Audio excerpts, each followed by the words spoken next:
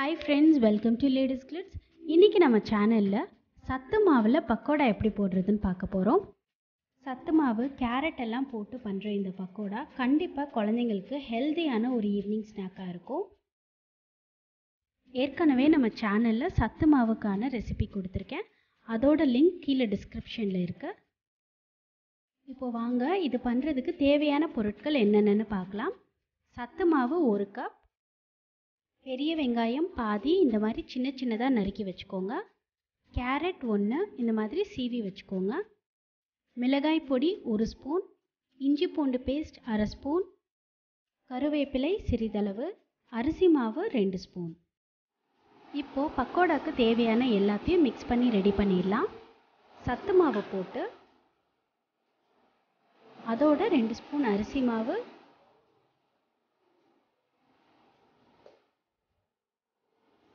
1 spoon மிளகாய்த்தூள், 1/2 spoon இஞ்சி பூண்டு பேஸ்ட், வெங்காயம்,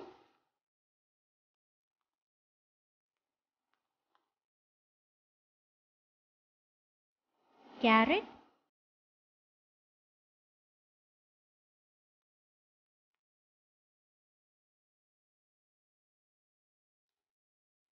கருவேப்பிலை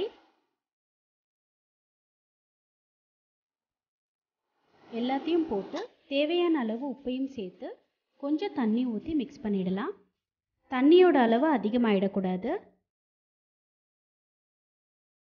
இந்த மாதிரி கரெக்டான கன்சிஸ்டன்சியில் வரணும். அப்படின்னா தான் பொரிச்சு எடுக்கும்போது நமக்கு கிறிஸ்பியாக கிடைக்கும்.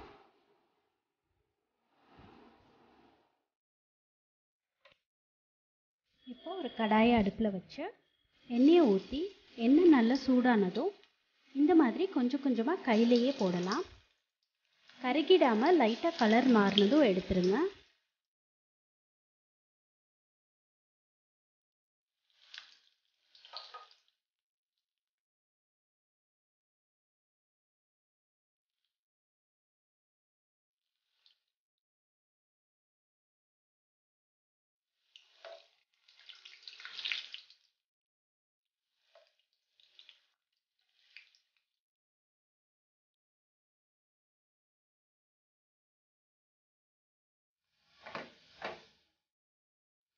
அவ்வளோதாங்க, நம்மளோட சத்து மாவு பக்கோடா ரெடி ஆயிடுச்சு.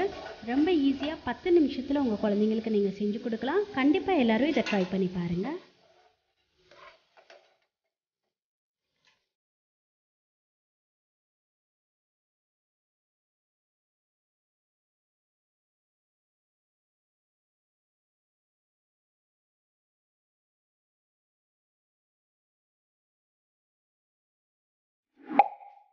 இந்த வீடியோ உங்களுக்கு பிடிச்சிருந்ததுன்னா லைக் பண்ணுங்கள், ஷேர் பண்ணுங்கள்.